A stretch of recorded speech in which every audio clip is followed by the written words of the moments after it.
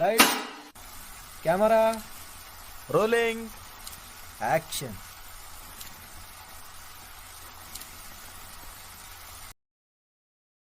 গল্প শুরু করার আগে একটি বিশেষ কথা।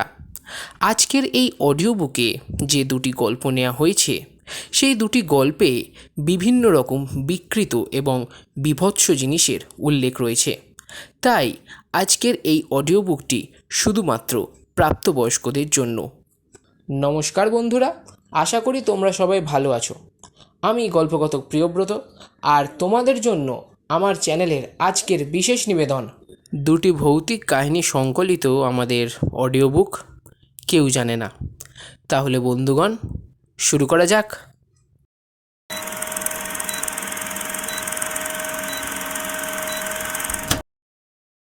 শুরু হচ্ছে আমাদের আজকের প্রথম নিবেদন, নারায়ণ গঙ্গোপাধ্যায়ের কাহিনী উন্মেষ।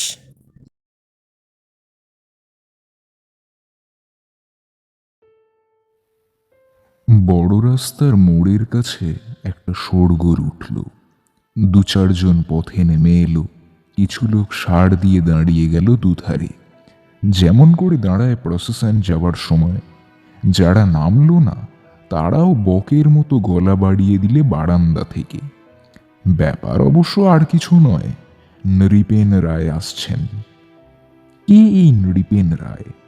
দেশনেতা নন, রাজা মহারাজা নন, সিনেমার অভিনেতাও নন, আবার কোনো আশ্রমে মোটা টাকাও দান করে বসেননি। তবু তাঁর সম্পর্কে লোকের সীমাহীন কৌতূহল।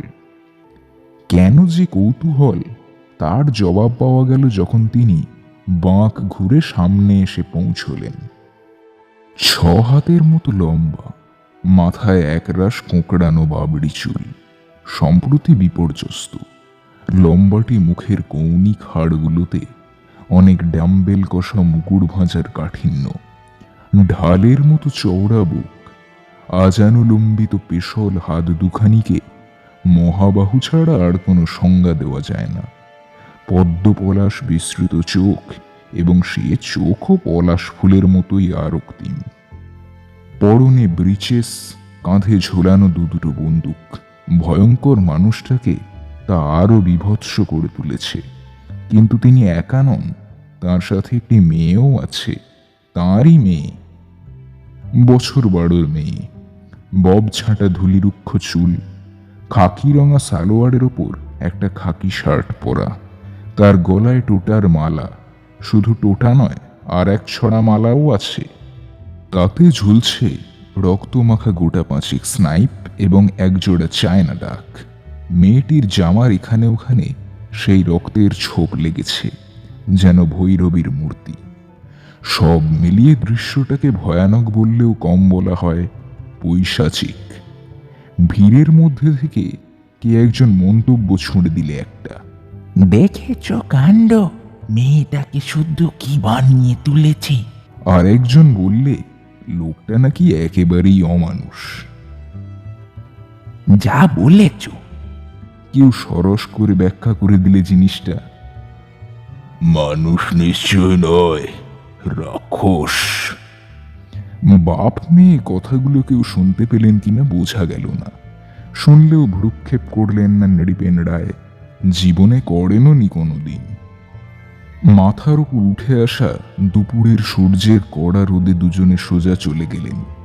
দুজনেই বুট পরা, শুধু বহুদূর থেকেও সেই দুজোড়া বুটের অস্পষ্ট শব্দ মচমচানি শোনা যেতে লাগলো। শহরের এক টেরে নৃপেন রায়ের বাড়ি। সামনে একখানা মাঝারি ধরনের বাগান, তাতে একটা গন্ধরাজ, একটা ম্যাগনোলিয়া এবং 2টি শিউলি।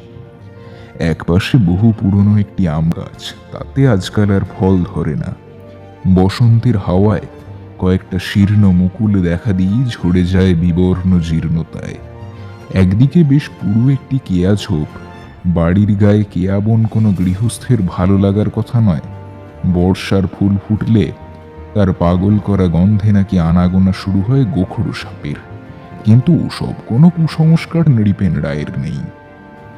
আর এছাড়া বাগানের সব থেকে বিশেষত্ব হল সযত্ন রোপিত নানা জাতের ক্যাকটাস। ভারতবর্ষের বিভিন্ন জায়গা থেকে এদের সংগ্রহ করা হয়েছে। বেশিরভাগই তীক্ষ্ণ কাঁটায় আকীর্ণ, নানা বিচিত্র ধরনের ফুল ফোটে তাদের। শিকার আর ক্যাকটাসের পরিচর্যা এই হলো নৃপেন রায়ের প্রধান ব্যাসন। বাড়িটা বড়, কিন্তু এখন শ্রীহীন। প্রায় 1,050 টাকা আর চা বাগানের মোটা রকমের শেয়ার রেখে বাপ চোখ বুজেছিলেন।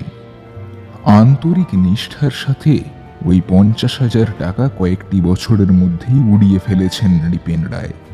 এখন সংসার চলে বাঁধা মাইনের মতো শেয়ারের একটা নিয়মিত আয়ে, তারও পরিমাণ উপেক্ষার নয়। তবে খুশি মতো আর অপচয় করা চলে না, কিন্তু রুচি মাফিক অপব্যয়ে বাধা নেই এখনো। আর সেই অপব্যয়টা চলে শিকার আর বিলাতি মদের রন্ধ্রপথে। নৃপেন আর তাঁর মেয়ে গৌরী, এই দুজনকে নিয়েই সংসার। একটা বুড়ো চাকর আছে বাপের আমলের, চোখে অল্প অল্প ছানি পড়েছে, কানেও কম শোনে। সংসারের ঝক্কিটা পোয়াতে হয় তাকেই। গৌরীর বছর 2 বয়সের সময় নৃপেন রায়ের স্ত্রী স্বামীর 38 বোরের রিভলভারটা দিয়ে আত্মহত্যা করেছিলেন। সেই থেকে ওদিকটাতে নিশ্চিন্ত হয়েছেন নৃপেন রায়। তারপর আর বিয়ে থাওয়া করেননি। মেয়েদের তিনি একদম সহ্য করতে পারেন না। বাইরের ঘরে ঢুকে একটা সোফার ওপর বন্দুক দুটোকে নামিয়ে রাখলেন। তারপর বুট শুদ্ধ পা দুটোকে তুলেই এলিয়ে পড়লেন একটা কাউচে। পাখি আর টোটার মালা গলায় নিয়ে গৌরী তখন সামনে দাঁড়িয়ে আছে। কি করতে হবে সে জানে না, বাপের আদেশের অপেক্ষা করছে সে। পাখাটা খুলে দিত গৌরী, আর ওগুলো নামিয়ে রাখ মেঝেতে। গৌরী তাই করল। হায়, বস আমার কাছে, নৃপেন রায় ডাকলেন। গলার স্বরে মেশাতে চাইলেন স্নেহের নমনীয় আমেজ, তবে সেই স্বরে স্নেহ ফুটল কিনা তা বোঝা গেল না। কিন্তু গৌরী যেন আশ্বস্ত বোধ করল একটু। একটা টুল টেনে নিয়ে নীরবে বাপের পাশে এসে বসল।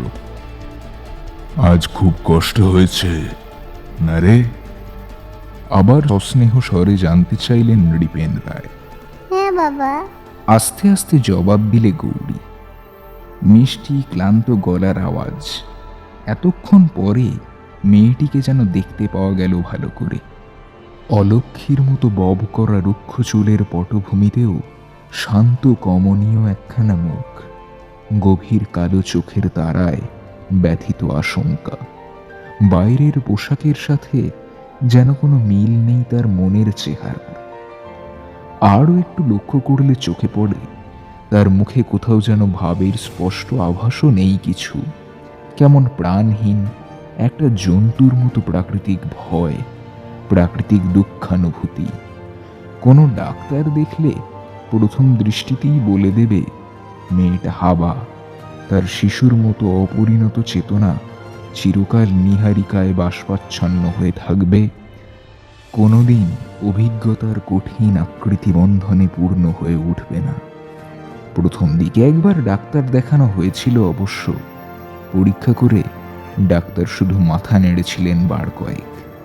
তারপর ধিক্কার ভরা চোখে নৃপেন রায়ের দিকে তাকিয়ে বলেছিলেন, আপনার পাপেরইও প্রায়শ্চিত্ত করছে, এর কোনো ওষুধ নেই। তার মানে? মানে এখনো জানতে চান? ডাক্তারের মুখে ঘৃণার চিহ্ন ফুটে উঠেছিল। জন্মের আগেই ওর সমস্ত জীবনকে আপনি নষ্ট করে রেখেছেন। আজ আর ওর ভালো করবার চেষ্টা বৃথা। চেয়ার ছেড়ে উঠে দাঁড়িয়েছিলেন নৃপেন রায়। নিষ্পন্দ হয়ে থেমে গিয়েছিল মুখের সমুদ্রত কঠিন হাড়ের সাথে জড়ানো মাংসপেশিগুলো। শক্ত থাবায় চেয়ারের হাতলটাকে ধরেছিলেন মুঠো করে। জানেন কি বলছেন আপনি? ডাক্তার ভয় পাননি। স্থিতপ্রজ্ঞের গাম্ভীর্য নিয়ে চশমাটা রুমালে মুছতে মুছতে বলেছিলেন, জানি, যদি বিশ্বাস না করেন আপনার মেয়ের ব্লাড দিয়ে যান। কাল কান টেস্টের রিপোর্ট পাঠিয়ে দেব, তা থেকেই আশা করি সব বুঝতে পারবেন। জীবনেই প্রথম থমকে গিয়েছিলেন নৃপেন রায়। যেন কুঁকড়ে গিয়েছিলেন। শিথিল হয়ে গিয়েছিল মুখের পেশিগুলো। মুঠিটা ঢিলে হয়ে এসেছিল চেয়ারের গায়ে। আর দাঁড়াননি তারপর। ডাক্তারের টেবিলের উপর প্রায় ছুঁড়ে দিয়েছিলেন ফিয়ের টাকাগুলো। মেয়ের হাত ধরে একটা হ্যাঁচকা টান দিয়ে বলেছিলেন, চল। কিন্তু আর চিকিৎসা হয়নি গৌরীর। চিকিৎসা করেও কোনো লাভ হবে না, এ কথা বুঝতে পেরে গিয়েছিলেন নৃপেন রায়। কিছুদিন একটা গভীর অপরাধ বোধ তাকে আচ্ছন্ন করে রাখল। তারপর ক্রমশ নিজের মধ্যেই একটা জোর খুঁজে পেলেন তিনি। অন্যায় যদি তার হয়ে থাকে, তবে তার প্রতিকারের দায়িত্ব তো তাঁরই হাতে। গৌরীকে তিনি জাগিয়ে তুলবেন, চেতনার আলো ছড়িয়ে দেবেন তার অন্ধকার মনের প্রান্তে প্রান্তে। প্রাণ যদি নাই পায়, অন্তত অন্য দিক থেকে সজাগ করে তুলবেন একটার পর একটা নিষ্ঠুর হিংসার খোঁচা দিয়ে। হিংসা তাই বটে, কি বিরাট, কি প্রচণ্ড শক্তি! রয়্যাল বেঙ্গল টাইগার যখন তাকে সামনাসামনি চার্জ করছে, তখন সে শক্তির বিদ্যুৎ ঝলক টের পেয়েছেন রক্তের মধ্যে। শালবনের ভেতর মাতলা হাতি শিকার করতে গিয়ে সেই শক্তির উৎক্ষেপে দুলে উঠেছে তার হৃৎপিণ্ড। সেই শক্তি, সেই হিংসা। জীবনে নৃপেন রায় তাঁর চেয়ে কোনো বড় জিনিসের কথা ভাবতেও পারেননি। গৌরী জাগুক, কেটে যাক তার চৈতন্যের ওপর থেকে এই কুয়াশার আবরণ। তারপর ডাক্তারকে তিনি দেখে নেবেন। আজও অস্পষ্টভাবে তার মাথার মধ্যে যেন ঘুরে যাচ্ছিল এই চিন্তাটাই। আধবোঝা চোখে তিনি গৌরীর দিকে চেয়ে রইলেন আবিষ্টের মতো। হাঁস দুটো আজ বড় ভুগিয়েছে না? তেমনি প্রাণহীন গলায় গৌরী বললে, হ্যাঁ বাবা। শিকার যেতে তোর ভালো লাগে না? লাগে বাবা। কষ্ট হয় না? হয়। গৌরী জানলার বাইরে আম গাছটার দিকে দৃষ্টি মেলে দিলে। অনেক কাঁটা আর বড্ড রোদ, হাঁটতে পারা যায় না। ওটুকু কষ্ট না করলে শিকারী হতে পারে কেউ? উৎসাহে নৃপেন রায় দৃষ্টিটা সম্পূর্ণ মুক্ত করে ধরলেন। শিকার কি আর ধরা দেয় রে অত সহজে? অনেক পরিশ্রম করতে হয়, অনেক রোদ কাঁটা সইতে হয়। আর একবার নেশা ধরলে দেখবি দুনিয়ার আর সব একেবারেই ভুলিয়ে দেবে।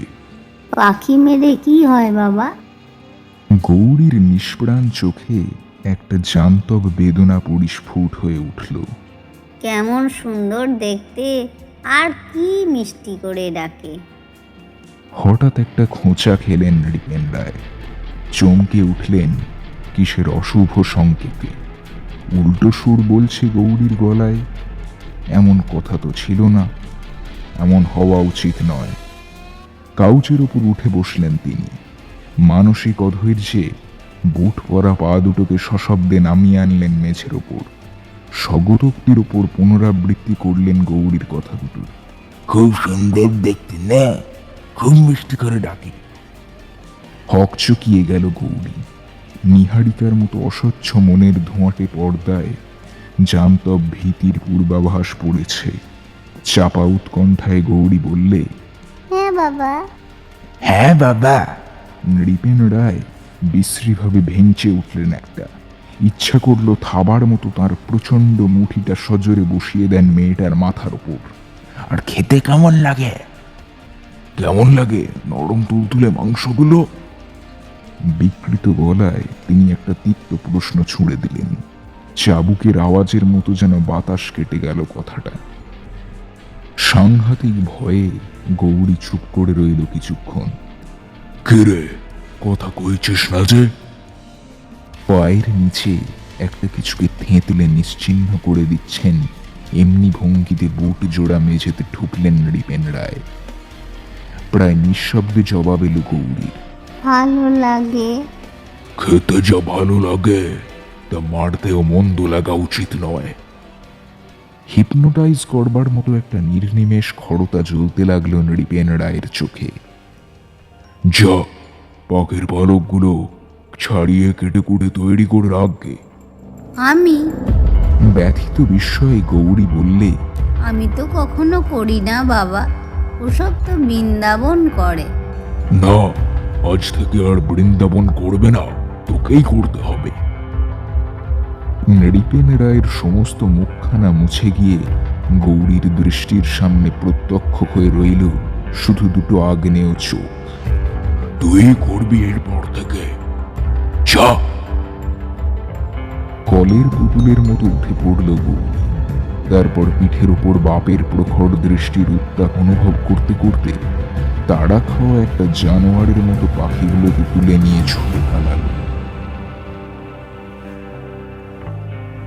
লাল হয়ে আসা শেষ রোদে বাগানের মধ্যে পায়চারি করছিলেন নৃপেন রায়। অদ্ভুত কৌতুকের সাথে লক্ষ্য করছিলেন সূর্য ডোবার আগেই কোথা থেকে বেরিয়ে পড়েছে একটা পাহাড়ি মঠ, বেশ বড় আকারে, প্রায় 5 ইঞ্চি করে ফিকে নীলের ওপর সাদা ডোরা কাটা ডানা। মঠটা ঘুরে ঘুরে কেয়া পাতার উপর বসবার চেষ্টা করছে, কিন্তু তারপরেই তীক্ষ্ণ ধার কাঁটার ঘায়ে উড়ে যাচ্ছে সেখান থেকে। সুন্দর পাখা, খাসা রং, কিন্তু নির্বোধরা জানে না এই কেয়া কাঁটার ঝাড়ে রঙিন পাখনা নিয়ে বসবার মতো জায়গা কোথাও নেই। হঠাৎ একটা অমানসিক আনন্দে নৃপেন রায় তাঁর থাবা দিয়ে ধরলেন মঠটাকে। মুঠির মধ্যে পড়তে না পড়তে সেটা পিষ্ট হয়ে গেল।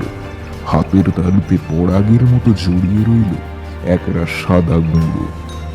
তারপর ফুলের পাপড়ি ছেঁড়ার মতো করে ভোরের আকাশে নীলিমার বুকের ওপর প্রথম সূর্যের আলো পড়ার মতো শুভ্রতায় রেখাইতে পাখা দুটোকে তিনি নখের ডগায় টুকরো টুকরো করতে লাগলেন।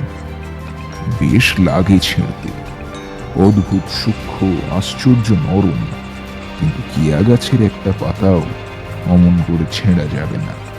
সেই চেষ্টা করতে গেলে ছিন্ন বিচ্ছিন্ন হয়ে যাবে হাতের চামড়া, ভেসে যাবে রক্তের ধারায়। বাগানের মধ্যে চলতে চলতে হঠাৎ এক জায়গায় থমকে দাঁড়ালেন তিনি। সমস্ত মুখখানা তার খুশির আলোয় ঝলমল করে উঠেছে। এই তো এতদিন পর তবে ফুল ফুটেছে। রাজপুতানা থেকে আনা মরুভূমির বালিতে বেঁচে থাকা এই ক্যাকটাস, কেয়ার চাইতেও বড় বড় খড় মুখ কাঁটা।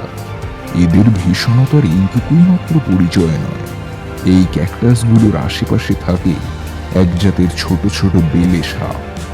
যেমন দ্রুত তেমনি অব্যর্থ তাদের বিষ। এই বিষ কন্যারা যৌবন এসেছে, ফুল ফুটেছে এর গায়ে। একটা মাত্র ফুল, মাঝারি ধরনের আনারসের মতো চেহারা, হরিদ্রভ বর্ণে হালকা হালকা লালের ছোপ। কৌতূহলী হয়ে তার গায়ে হাত দিতে গিয়েই চমকে সরে এলেন নৃপেন রায়। হাতে লাগলো কাঁটার তীক্ষ্ণ খোঁচা, জ্বালা করতে লাগলো। তাকিয়ে দেখলেন মধ্যমার ওপর উঠে এসেছে এক বিন্দু রক্ত। নিজের রক্ত কতবার দেখেছেন, তবু এই একটা বিন্দুকে তেমন বিস্ময়কর বলে মনে হলো তার। আশ্চর্য স্বচ্ছ আর নির্মল দেখালো তার রং। নৃপেন রায় ভ্রু কুঞ্চিত করে তাকিয়ে রইলেন। এই রক্তে বিষ আছে, বিষ আছে তাদের নিজের অপরাধে। অসম্ভব। হঠাৎ কান দুটোকে সতর্ক করে তিনি দাঁড়িয়ে গেলেন। গানের সুর, গৌরী গান গাইছে। আঙুলে ক্যাকটাসের বিষাক্ত জ্বালা নিয়ে অস্থির পায়ে ঘরের দিকে এগোলেন নৃপেন রায়। বাইরের ঘরে একটা জানালার পাশে গৌরী বুড়ো আম গাছটার দিকে তন্ময় হয়ে তাকিয়ে আছে। কোলের ওপর তার দুটি সদ্য ফোটা গন্ধরাজ। নিজের মনেই কি একটা গানের সুর সে গুনগুন করে চলেছে। গৌরী, তীক্ষ্ণ গলায় তিনি ডাকলেন। বিদ্যুৎ বেগে গৌরী দাঁড়িয়ে পড়ল। মাটিতে পড়ল কোলের ওপর রাখা গন্ধরাজ দুটো। কি দেখছিলে? দুটো ঘুঘু বাবা, দেখো কি সুন্দর করে ডাকছে। গৌরীর গলায় একটা আনন্দিত কৌতূহলী আমেজ, কিন্তু তাতে কোনো চেতন সত্তার বোধের চিহ্ন নেই। একটা প্রাকৃতিক অনুভূতি, নদীর নীল জলের আয়নায় নিজের ছায়া দেখে অর্থহীন আনন্দে ডেকে ওঠা কোনো হরিণের মতো।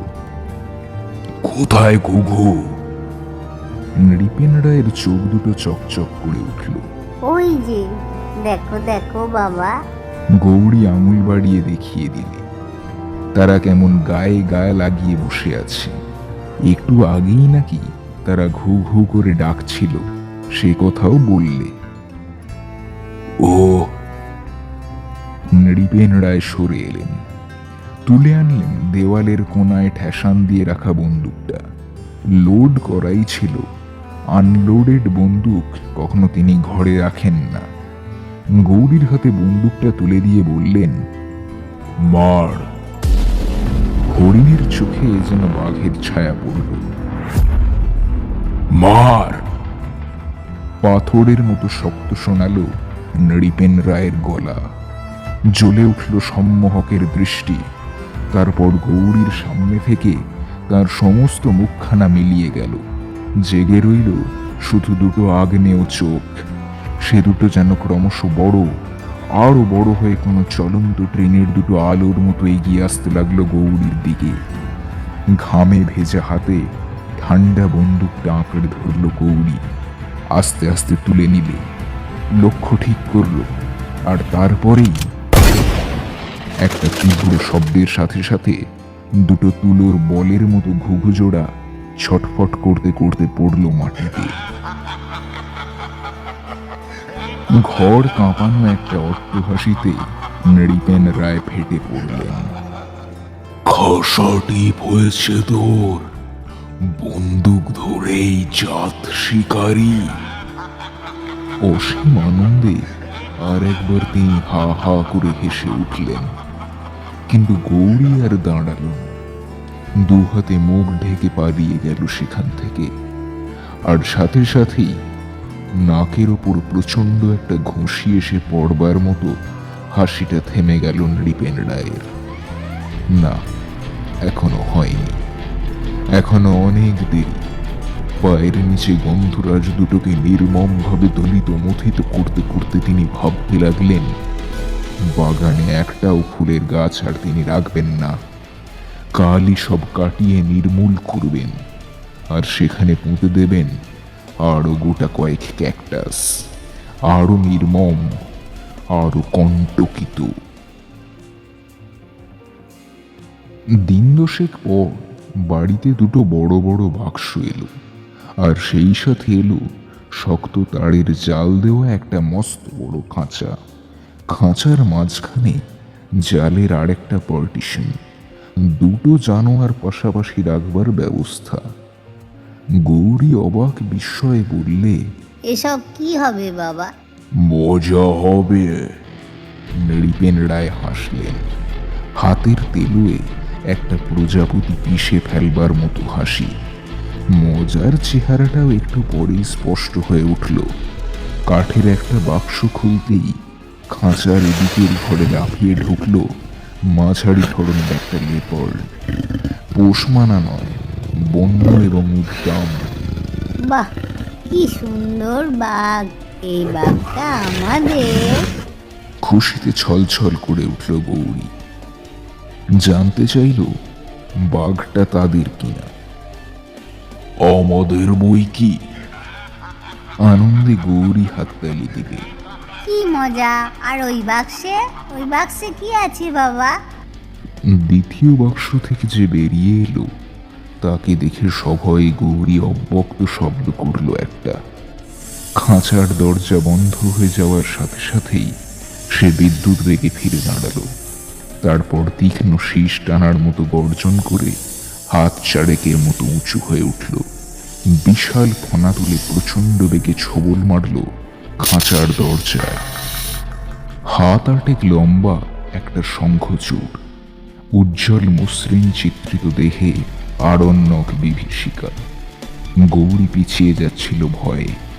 নৃপেন তার হাতটাকে আঁকড়ে ধরলেন, এত জোরে ধরলেন যে গৌরীর হাতের হাড়টাই মড়মড় করে উঠল। পালাচ্ছিস কেন?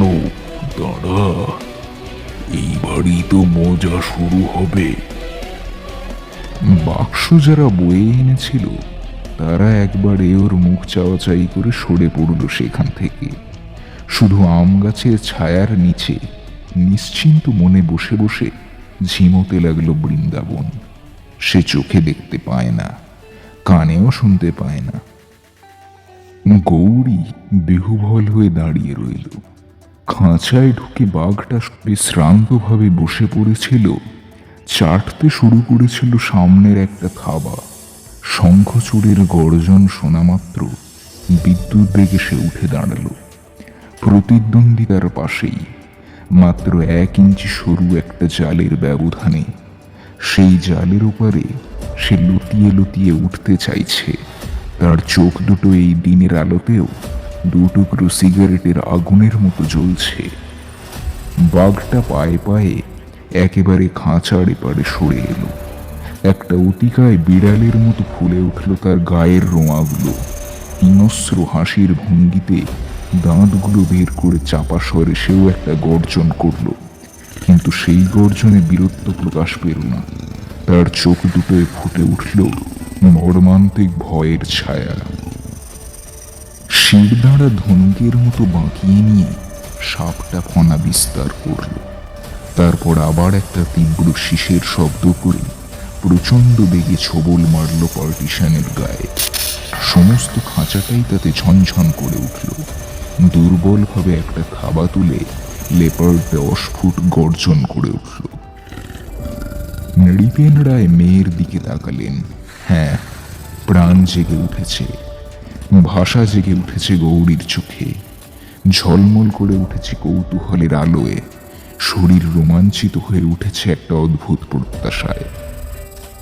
সাপটা এবার ফনা তুলে দাঁড়িয়ে রইল, উদ্ধত আহ্বানের মতো হেলতে লাগলো ডাইনে বাঁয়ে। সিগারেটের আগুনের মতো চোখে ফুটে উঠল একটা বিষাক্ত নীলিম দীপ্তি। লেপার্ডটা একবার লেজ আছড়ালো, নির্নিমেষ ভাবে খানিকক্ষণ তাকিয়ে রইল শঙ্খচূড়ের দিকে। তারপর যেন একরকম মরিয়া হয়েই ঝাঁপিয়ে পড়ল পার্টিশনের উপর। এইবার সাপটার পিছিয়ে যাওয়ার পালা, কিন্তু ভয়ের আভাস নেই, শুধু আত্মরক্ষার চেষ্টা। তারপরেই নিজেকে আবার দৃঢ় করে নিয়ে খাঁচা ফাটানো ছোবল বসিয়ে দিলে বিদ্যুৎ বেগে বাঘ সরে এলো খাঁচার নিরাপদ কোণে। কান্নার মতো আওয়াজ শোনা গেল একটা। গৌরী তাতে নেচে উঠল, হাততালি দিয়ে হেসে উঠল, বাবা কি চমৎকার, কি চমৎকার। তারপর সারাটা দিন ধরে চলল সেই অমানসিক স্নায়ুযুদ্ধ।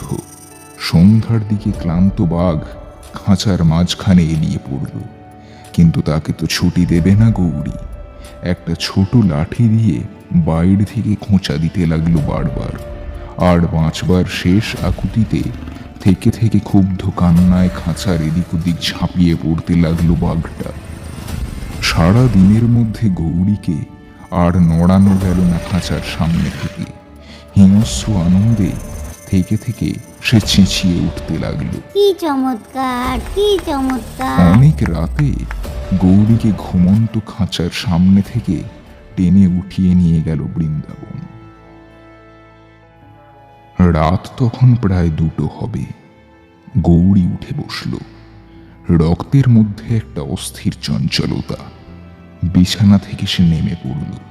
সামনের টেবিলের ওপর থেকে তুলে নিলে নৃপেন রায়ের হান্টিং টর্চটা। পাশের ঘরে নাকের ডাকের শব্দ। পায়ে পায়ে বারান্দায় বেরিয়ে গেল সে। টর্চের আলোয় দেখা গেল কুণ্ডলি পাকিয়ে শুয়ে আছে সাপটা। বাঘটা মুখ থুবড়ে পড়ে আছে খাঁচার কোনায়। অধৈর্যবাদী খাঁচার গায়ে কয়েকটা টোকা মারতে শঙ্খচূড় একবার নড়ে উঠল, কিন্তু লেপার্ডের তরফ থেকে কোনো রকম সাড়া পাওয়া গেল না। ছোট লাঠিটা কুড়িয়ে এনে বাঘকে খোঁচা দিলে গৌরী। নড়ল না, গর্জে উঠল না অসহায় যন্ত্রণায়। টর্চের তীব্র আলোয় বুঝতে পারা গেল সীমাহীন ভয়ের সাথে লড়াই করতে করতে শিথিল স্নায়ু নিয়ে সে ঢলে পড়েছে। কিন্তু শঙ্খচূড় উঠে দাঁড়িয়েছে শিরদাঁড়ায় ভর দিয়ে। প্রতিদ্বন্দ্বী চাই তার। পার্টিশনের ওপর আবার একটা ভয়ঙ্কর ছোবল পড়ল। কিন্তু তার শত্রু আর নড়ল না, নড়বেও না। হতাশায় ক্ষোভে গৌরী চুপ করে দাঁড়িয়ে রইল কিছুক্ষণ। সহ্য করতে পারছে না, তার সমস্ত জান্তব বোধকে আচ্ছন্ন করে দিয়েছে একটা প্রাগৈতিহাসিক হিংস্র আনন্দ। উপায় চাই, উপকরণ চাই, নেশা চাই তার। যেমন করে হোক, যে উপায়ে হোক, তার বিনোদন চাই। কয়েক মুহূর্ত স্থির হয়ে থেকে গৌরী খাঁচাটায় সজোরে একটা ধাক্কা দিলে সরল না। আর একটা ধাক্কা, আরো জোরে। খাঁচার কাঠের চাকাগুলো গড়গড় করে এগিয়ে গেল কয়েক পা। আর একটু ঠেলে দিলেই নৃপেন রায়ের দরজা। অনেক রাত পর্যন্ত প্রচুর মদ খেয়ে নৃপেন রায় মেঝের উপরেই গড়িয়ে পড়ে আছেন। দরজাটা পর্যন্ত বন্ধ করে দেওয়ার সুযোগ হয়নি তাঁর। শঙ্খচূড়ের গর্জনে আতঙ্ক বিহ্বল নৃপেন রায় উঠে দাঁড়ালেন। তখনও নেশায় টলছেন, চোখের দৃষ্টি আচ্ছন্ন। দেখলেন 8 হাত লম্বা আরণ্যক বিভীষিকা তার মুখের দিকে স্থির তাকিয়ে আছে। হেলছে দুলছে, চোখে নীল হিংসার খড়দীপ্তি। এক লাফে দরজার দিকে সরে গেলেন, টানতে গেলেন প্রাণপণে। দরজা খুলল না। গৌরী বাইরে থেকে শিকল বন্ধ করে দিয়েছে। আর্তস্বরে নৃপেন রায় চেঁচিয়ে উঠলেন, গৌরী, গৌরী। গৌরীর জবাব এলো না, এলো হাসির শব্দ। কাঁচের জানালার মধ্যে দিয়ে সে ব্যাপারটা দেখতে পাচ্ছে। আর একটা নতুন খেলা, একটা নতুন আনন্দ, নতুন নেশা।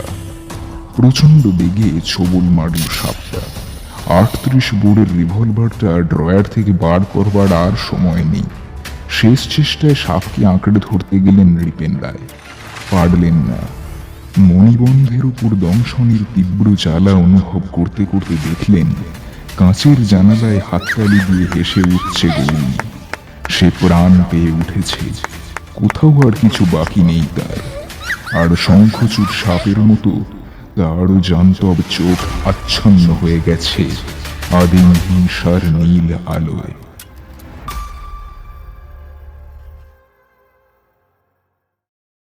শেষ হলো আমাদের আজকের প্রথম নিবেদন।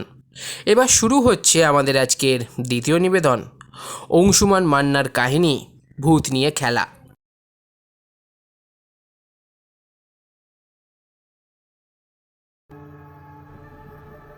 সেদিন বাইরে ঝমঝম করে বৃষ্টি নেমেছে। থেকে থেকে বিদ্যুতের চমকানি আর মেঘের গর্জন, এর মধ্যে আবার লোডশেডিং। মোমবাতি জ্বালানো হয়েছে। মোমবাতির ক্ষীণ আলোয় ঘরটাতে একটা মায়াবী ভুতুড়ে পরিবেশ তৈরি হয়েছিল যেন। আর হেন নিঝুম পরিবেশে গরম গরম চা, তেলে ভাজা আর মুড়ি, আর তার সাথে জুৎসুই একখানা ভূতের গল্প যদি হতো, জাস্ট জমি ক্ষীর হয়ে যেত আর কি। তেলে ভাজা, মুড়ি আর চায়ের জোগানটা মাই দিয়ে দিলেন। এখন বাকি রইল একখানা গা হিম করা ভূতের গল্প। আর ভূতের গল্পটা ছাড়া এই সন্ধেটা একেবারে মাঠে মারা যাবে। ভাবটা হবে যেন একেবারে এক বালতি দুধে এক ফোঁটা গোচনার মতো আর কি। তবে আমার এই আক্ষেপখানা দূর করতে হাল ধরলেন আমাদের সকলের প্রিয় বড় মামা দাদু। ঠিক যেন মেঘ না চাইতেই জল, অনেকটা বামনের হাতে চাঁদ পাওয়ার মতো ব্যাপার আর কি।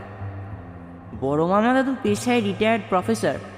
কর্মসূত্রে বহু দেশ বিদেশে ঘুরেছেন, বহু অভিজ্ঞতা ওনার দেশ বিদেশ নিয়ে।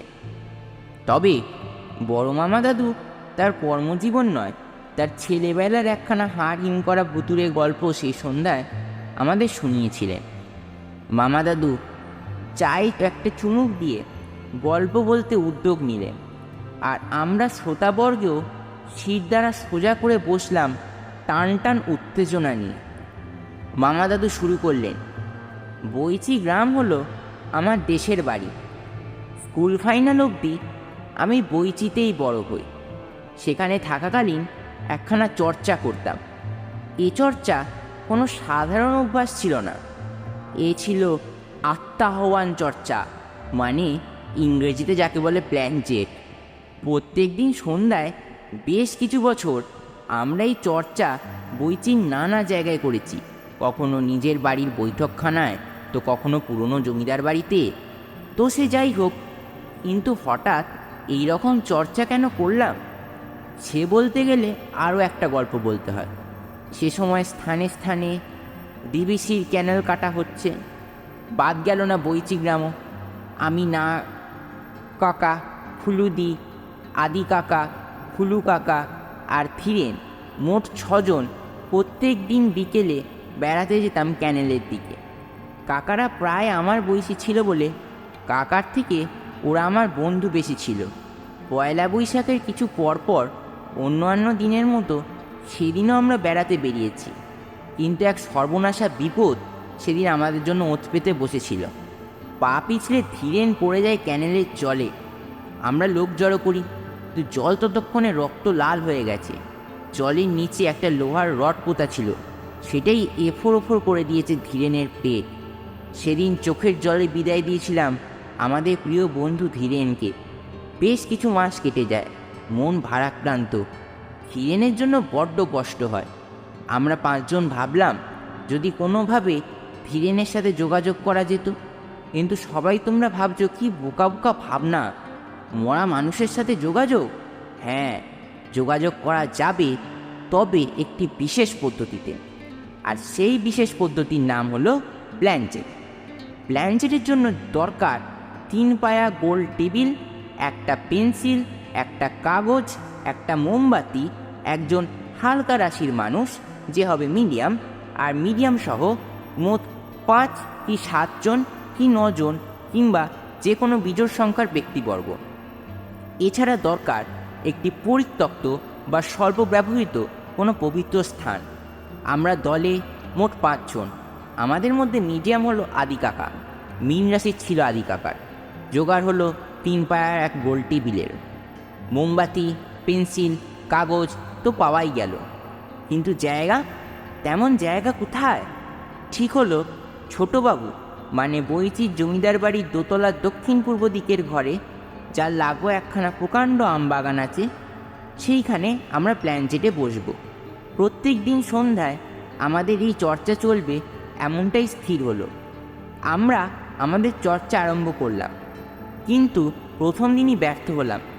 দরজা জানলা ঠকঠক করছে, জ্বলন্ত চোখে আত্মা ঘরটার বাইরে আসছে, কিন্তু ঘরের ভেতরে কিছুতেই প্রবেশ করতে পারছে না। এইভাবে 1 দিন যায়, 2 দিন যায়, 3 দিন যায়, এই করে বেশ কিছু দিন গেলেও অবস্থার কোনো উন্নতি হলো না।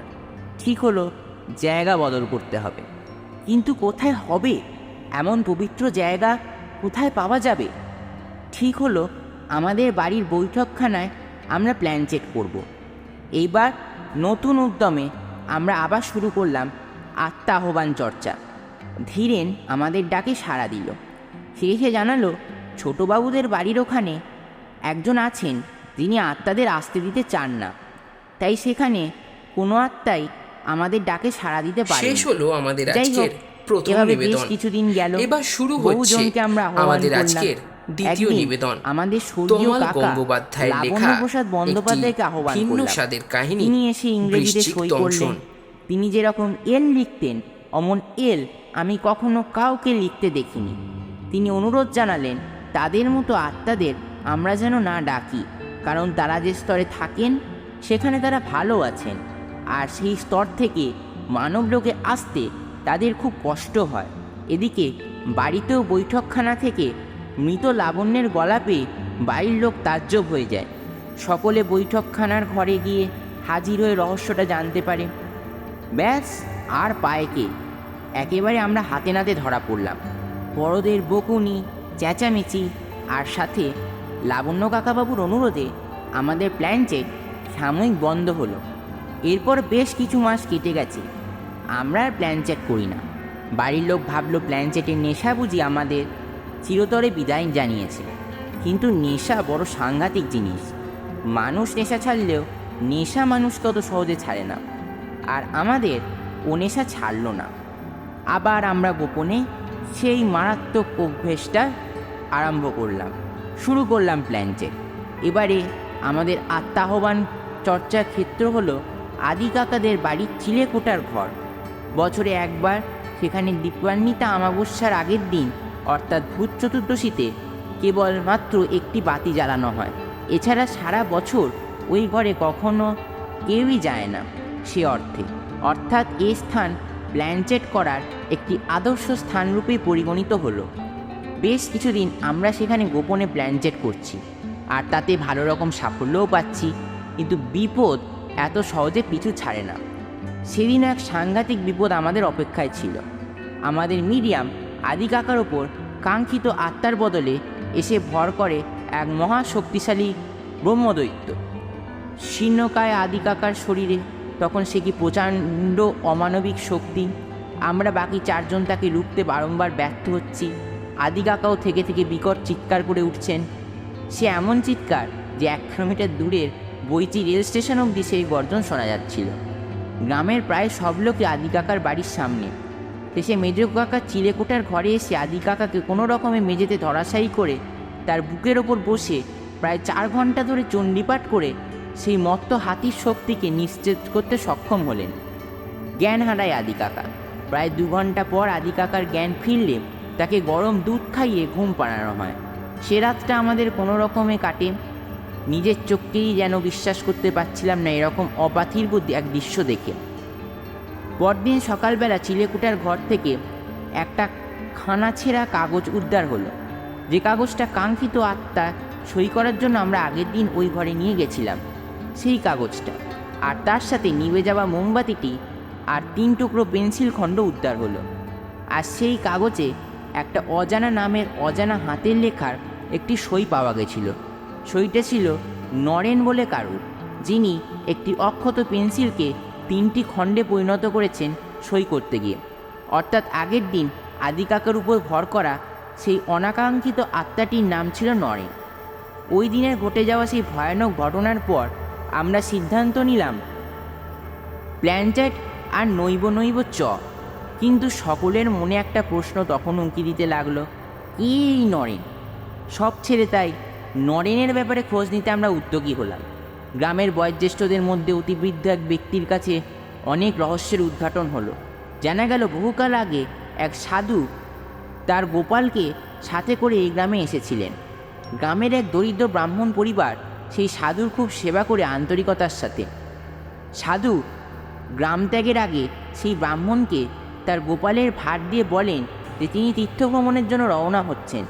যতদিন না তিনি ফিরছেন সেই ব্রাহ্মণ পরিবার যেন সন্তান স্নেহে তার গোপালের দেখভাল করে, আর এতে এই ব্রাহ্মণ পরিবারের লাভ বই ক্ষতি হবে না। তবে সাথে আরও একটি শর্ত দেন, বলেন যে তার আসতে যদি 12 বছরের অধিক সময় লাগে তবে যেন তাকে মৃত বলে ধরে সেই ব্রাহ্মণ পরিবার সারা জীবনের জন্য এই গোপালের ভার নেয়। কিন্তু 12 বছর পূর্ণ হবার পূর্বেই যদি সেই সাধু ফেরেন তবে যেন অবিলম্বে তারা সেই সাধুর গোপাল সাধুকে ফিরিয়ে দেন। এই বলে সাধু সেখান থেকে প্রস্থান করে। এদিকে দরিদ্র ব্রাহ্মণ পরিবার আন্তরিকভাবে গোপালের সেবা করতে আরম্ভ করেন, আর অদ্ভুতভাবে তাদের বাড়ির ঐশ্বর্য যেন দিনে দিনে বৃদ্ধি পেতে থাকে। তাদের ধারণা হয় এই গোপালের জন্যই তাদের উপর মা লক্ষ্মীর কৃপাদৃষ্টি পড়েছে। এই ভেবে প্রায় 11 বছর পেরিয়ে যায়। একদিন সেই সাধু তীর্থভ্রমণ শেষ করে এই গ্রামে ফেরেন। গ্রামে প্রবেশ করে তিনি বিস্মিত হন। তার পরিচিত ব্রাহ্মণের সেই কুড়েঘরের স্থানে আজকের এক রাজপ্রাসাদ দণ্ডায়মান। একটু খোঁজ নিয়ে জানতে পারেন এটি এখন গ্রামের জমিদার বাড়ি। সেই বাড়িতে প্রবেশ করে সাধু আরও বিস্মিত হন। জমিদার আর কেউই নন, সেই দরিদ্র ব্রাহ্মণের পুত্র। 11 বছর পরে সেই দরিদ্র ব্রাহ্মণ কিশোর আজকে ধনবান যুবক, যার পিতা অর্থাৎ সেই দরিদ্র ব্রাহ্মণ এই জমিদারির পত্তন করেন। সাধু তার সম্মুখস্থ জমিদার অর্থাৎ ছোটবাবুর দ্বারস্থ হয়ে তার গোপাল ফেরত পাবার আশা জানালে ছোটবাবু অত্যন্ত অপমান করে সাধুকে সেখান থেকে বিতাড়িত করেন। সাধু গোপাল না পাবার কষ্টে আর প্রবল অপমানের কারণে মনের দুঃখে ছোটবাবুদের বাড়ির দক্ষিণ পূর্ব দিকের আমবাগানে থাকা একখানা বেলগাছে গিয়ে গলায় দড়ি দিয়ে আত্মহত্যা করেন। আর ব্রহ্মহত্যার পাপে সমগ্র আমবাগান অভিশপ্ত হয়ে যায়। সাথে সাথে নির্বংশ হয়ে যায় সেই জমিদারের বংশ। জানা যায় সেই সাধুটির নাম ছিল নরেন্দ্রনাথ। এই ঘটনা শুনে আমরা ঠিক করলাম সাধুর উদ্দেশ্যে গয়ায় পিণ্ডদান করে আসব। যেমনি ভাবা তেমনি কাজ। পিণ্ডদান তো হলো, নরেনের অতৃপ্ত আত্মা মুক্তি পেল, আর সাথে আমাদের সেই মারণ চর্চাও চিরতরে বন্ধ হলো। খানিকক্ষণ আমরা সকলে চুপ করেছিলাম, যেন ভাব সমাধি লাভ করেছিলাম গল্পের মধ্যে। এর মধ্যে কারেন্টও এসে গেছে, বাইরে বৃষ্টিটাও ধরেছে। মেঘও আর তেমন ডাকছে না, কিন্তু গল্পটা বারবার ছবির মতো ভাসছে চোখের সামনে, আর একটা অদ্ভুত শিহরণ খেলে যাচ্ছে গোটা গায়ে বারবার।